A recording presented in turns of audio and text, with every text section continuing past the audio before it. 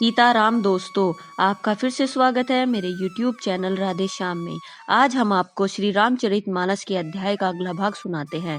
सुनाने से पहले मेरी आप सबसे विनती है कि आप सब मेरे चैनल को सब्सक्राइब, लाइक और शेयर करना ना भूलें। तो चलो आइए शुरू करते हैं। जय श्री राम। आज हम आगे की कथा प्रारंभ करते हैं। जय श्री राम।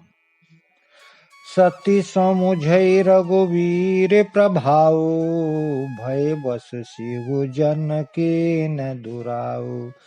कछु न परीक्षा लेन गोसाई, की न प्रणाम तुम्हारी ही नाई। सीता जी ने श्री रघुनाथ जी के प्रभाव को समझकर डर के मारे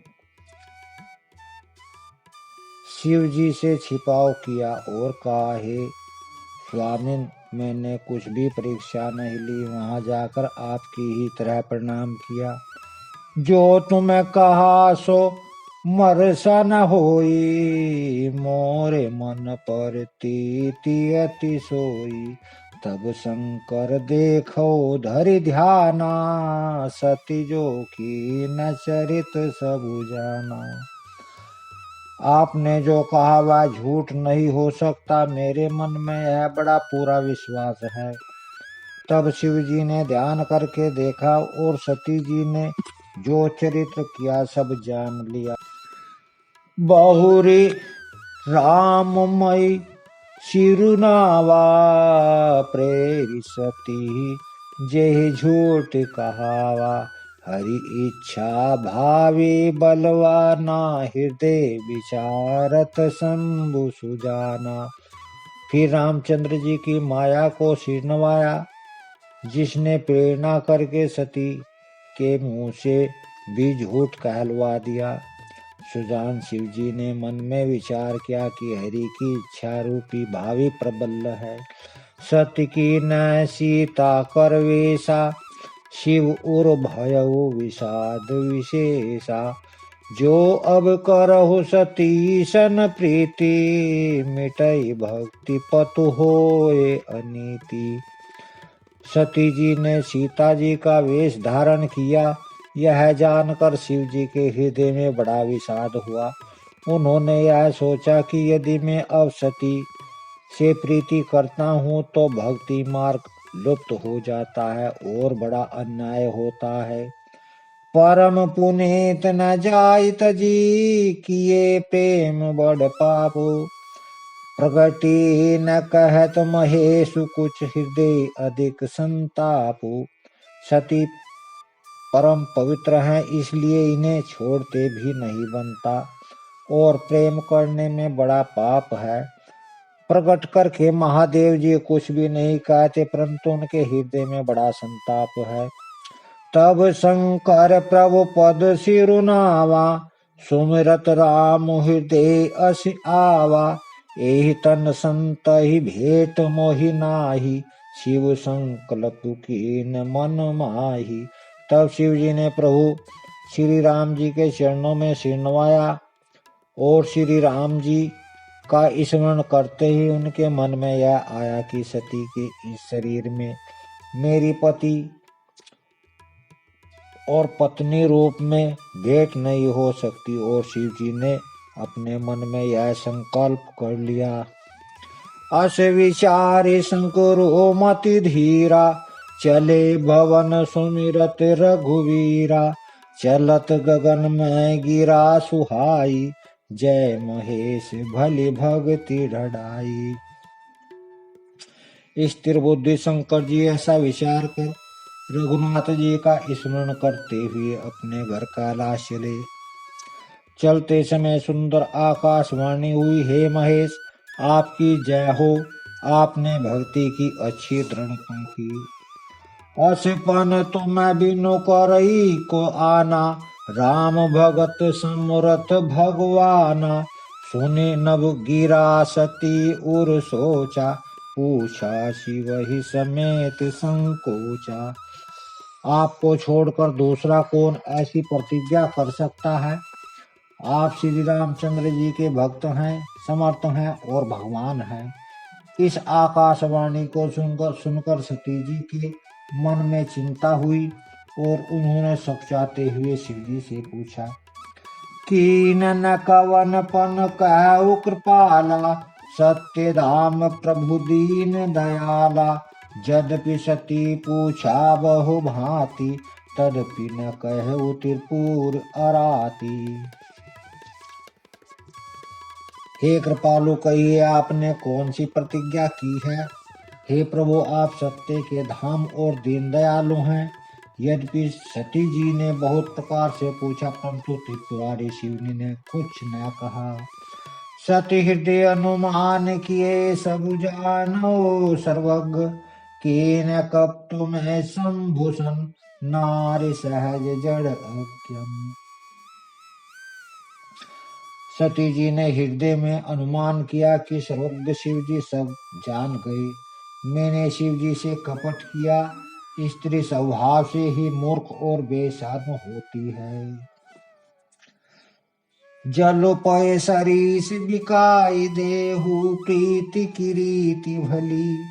बिलग होय रसु जाय कपट, खटाई परत पुनी। प्रीति की सुंदर रीति देखिए कि जल भी दूध के साथ मिलकर दूध के समान, प्रीति की सुंदर रीति देखिए दूध के समान मिलकर भाव बिकता है, परंतु फिर भी कपट रूपी खटाई पड़ते ही पानी अलग हो जाता है और दूध फट जाता है और स्वाद प्रेम जाता रहता है। हृदय सोच समुझत निज करनी, चिंता अमित जाय नहीं बरनी। कृपा सिंधु शिव परम अगाधा, प्रगट न कहु मोरि अपराधा। अपने करनी को याद करके सती जी के हृदय में इतना सोच है और इतनी अपार चिंता है कि जिसका वर्णन नहीं किया जा सकता। उन्होंने समझ लिया कि शिव जी कृपा के परम अथाह सागर हैं, इससे प्रगट में उन्होंने मेरा अपराध नहीं कहा। शंकर रुख अवलोकि भवानी, प्रभु मोहित जहु हृदय अकुलानी। निज अध समुझे न कछो, कछु कही हो जाई। तपई हवा उर अधिकाई। शिव जी का रुख देखकर सती जी ने जान लिया कि स्वामी ने मेरा त्याग कर दिया और मैं हृदय में व्याकुल हो उठी। अपना पाप समझकर कुछ कहते नहीं बनता, परंतु हृदय में भीतर ही भीतर कुम्हार के आवे के समान अत्यंत जलने लगा। सतहि ससोच जानि वृक्ष केतु, कही कथा सुंदर सुख हेतु। वर्णत पंथ विविध इतिहासा, विश्वनाथ पहुँचे कैलासा। वृक्ष केतु शिव जी ने सती को चिंता युक्त जानकर उन्हें सुख देने के लिए सुंदर कथा कही। इस प्रकार मार्ग में वेद प्रकार से इतिहासों को कहते हुए विश्वनाथ कैलाश जा पहुँचे। तै पुनि शंभु समझी पनियापन, बैठे बट तर करी का कमलासन। शंकर सहज स्वरूप तुम्हारा, लागी समाधि अखंड अपारा। वहां फिर शिव ने अपनी प्रतिज्ञा को याद करके बड़े पेड़ के नीचे पदासन लगाकर बैठ गए। शिव जी ने अपना स्वाभाविक रूप संभाला। उनकी अखंड और अपार समाधि लग गई। सती बसहि कैलाश तब, अधिक सोच मन माही। मर्म न कोई जान कछु, जुग सम दिवस ससिराही। तब सती जी कैलाश पर रहने लगी। उनके मन में बड़ा दुख था। इस रहस्य को कोई कुछ भी नहीं जानता था। उनका एक एक दिन युग के समान बीत रहा था। नित नव सोच सती उर भारा, कब जय दुख सागर पारा। मैं जो की न रघुपति अपमाना, पुनि पवित्र बनु मृग सकरी जाना। सती के हृदय में नित्य नया और भारी सोच हो रहा था कि मैं इस दुख समुद्र को पार कब करूंगी? मैंने जो रघुनाथ जी का अपमान किया और फिर पति के वचनों को झूठ जाना। सो फल मोहि विधाता दीना, जो कछु उचित रहा सोई कीना। अब विधि अस बुझई है नहीं तो ही, शंकर विमुख जीवावसी मोही। उसका फल विधाता ने मुझको दिया, जो उचित था वही किया, परंतु हे विधाता अब तुम्हें यह उचित नहीं है कि जो शंकर से विमुख होने पर भी मुझे जिला रहा है। कही न जाए कछु हृदय गलानी, मन महु राम ही सुमर्यो श्यानी। जो प्रभु दीन दयालु कहावा, आरती हरण वेद जसु गावा। सती जी के हृदय की गलानी कुछ कही नहीं जाती। बुद्धिमती सती जी ने मन में श्री रामचंद्र जी का स्मरण किया और कहा, हे प्रभु, यदि आप दीन दयालु कहलाते हैं और वेदों ने आपका यह यश गाया है कि आप दुख को हरने वाले हैं, तो मैं विनय करहूं कर जोरी। छूटऊ वेगी दह यह मोरी, जो मोरे शिव चरण स्नेहु। मन क्रम वचन सत्य व्रत एहु। तो मैं हाथ जोड़कर विनती करती हूँ कि मेरी यह देह जल्दी छूट जाए। यदि मेरा शिव जी के चरणों में प्रेम है और मेरा यह प्रेम का व्रत मन और वचन क्रम आचरण से सत्य है, तो सब दर्शी सुनि ऐ प्रभु करऊ सो बेगी उपाय। कोई मरनु जेहि नहीं श्रम, दोषय विपत्ति बिहाय। तो यह सर्वदर्शी प्रभु सुनिए और शीघ्र वह उपाय कीजिए जिससे मेरा मरण हो और बिना ही परिश्रम यह पति परित्याग रूपी ऐसा विपत्ति दूर हो जाए। यही विधि दुखित पर जेज कुमारी, अपत्नीये दारुण दुख भारी। बीते संबत 87, तजी समाधि संभुव विनाशी। दक्षता सती जी इस प्रकार बहुत दुखित थी। उनको इतना दारुण दुख था कि जिसका वर्णन नहीं किया जा सकता। 87,000 वर्ष बीत जाने पर अविनाशी शिव जी ने समाधि खोली। राम नाम शिव सुमरण लागे, जानौ सती जगत पति जागे। जाय शंभु पद बदनु किन्हा, सनमुख शंकर आसन दीना। शिव जी राम नाम का स्मरण करने लगे। तब सती जी ने जाना कि अब जगत के स्वामी शिव जी जागे। उन्होंने जाकर शिव जी के चरणों में प्रणाम किया। शिव जी ने उनको बैठने के लिए सामने आसन दिया। लगे कहन हरि कथा रसाला, दस प्रसेज भये तेईस काला। देखा विधि विचारी सब लायक, दक्षय कीन प्रजापति नायक। शिव जी भगवान हरि की रसमय कथा कहने लगे और उसी समय दक्ष प्रजापति हुए। ब्रह्मा जी ने सब प्रकार से योग्य देख समझकर दक्ष को प्रजापतियों का नायक बना दिया। बड़े अधिकार दक्ष जब पावा, अति अभिमान हृदय तभी आवा। नहीं को अस जन्मा जग माही, प्रभुता पाई जाय मद नाही। जब दक्ष ने इतना बड़ा अधिकार पाया तब उनके हृदय में अत्यंत अभिमान आ गया। जगत में ऐसा कोई नहीं पैदा हुआ जिसको प्रभुता पाकर मद न हो। दक्ष लिए मुनि बोली सब, करने लगे बड़ जाग। नेवते सादर सकल सुर, जे पावत मख भाग। दक्ष ने सब मुनियों को बुला लिया और वे बड़े यज्ञ करने लगे। जो देवता यज्ञ का भाग पाते हैं दक्ष ने उन सबको आदर सहित निमंत्रित किया। किन्नर नाग सिद्ध गंधर्वा बंधु समेत चले सुर सरवा। विष्णु विरंचि महेशु बिहाई चले सकल सुर जान बनाई। दस का निमंत्रण पाकर किन्नर नाग सिद्ध गंधर्व और सब देवता अपनी अपनी स्त्रियों सहित चले। विष्णु ब्रह्मा और महेश जी को छोड़कर सभी देवता अपना अपना विमान सजाकर चले।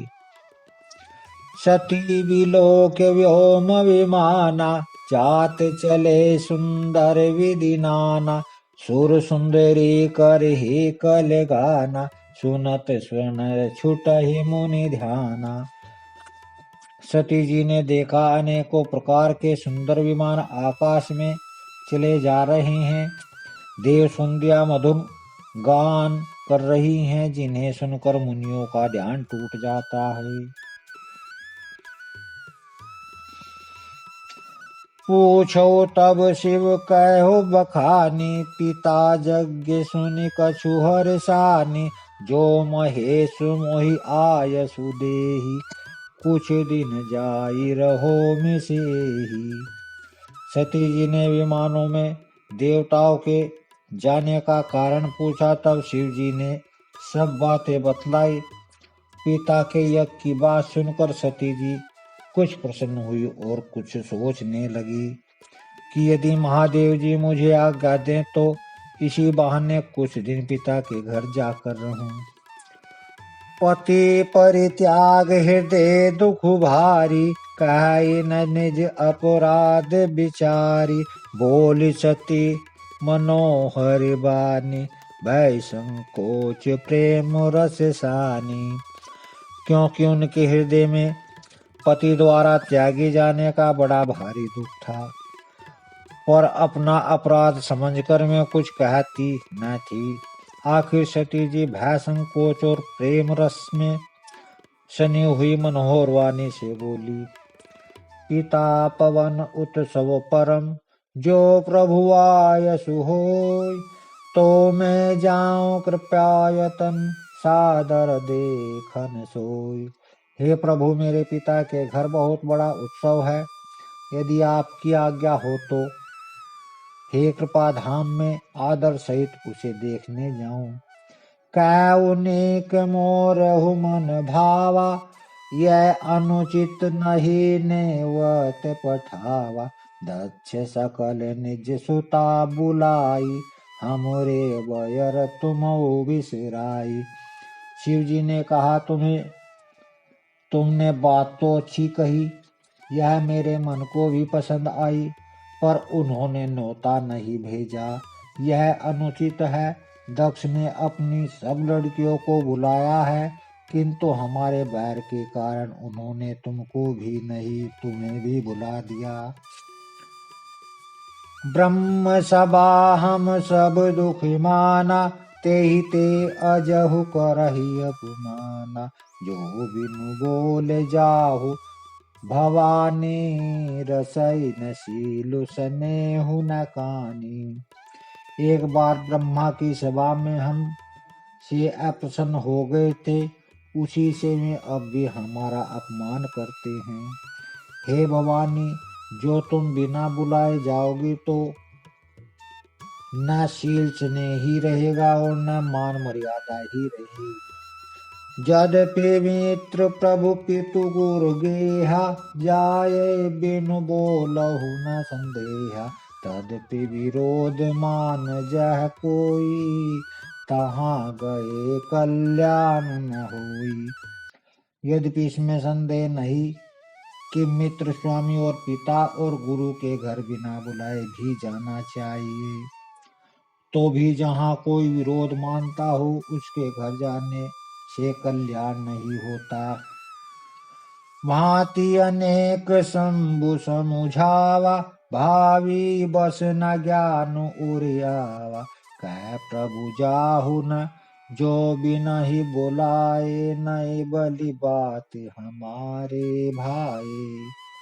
शिव जी ने बहुत प्रकार से समझाया, पर होनहार व सती के हृदय में बोध नहीं हुआ। फिर शिव जी ने कहा, यदि बिना बुलाए जाओगे तो हमारी समझ में अच्छी बात न होगी। कही देखा हर जतन बहु, रही नदी दक्ष कुमारी। दिए मुख्य गण संग तब विदा के न त्रिपुरारी। शिव जी ने बहुत प्रकार से कहकर देख लिया, किंतु जब सती जी किसी प्रकार नहीं रुकी, तब त्रिपुरारी महादेव जी ने अपने मुख्य गणों को साथ देकर उनको विदा कर दिया। आज की कथा में समाप्त करते हैं। जय श्री राम। अगर आपको मेरी वीडियो अच्छी लगी तो बेल आइकन दबाना ना भूलें ताकि आपको मेरे आने वाली वीडियोस का नोटिफिकेशन मिलता रहे। धन्यवाद। जय श्री राम।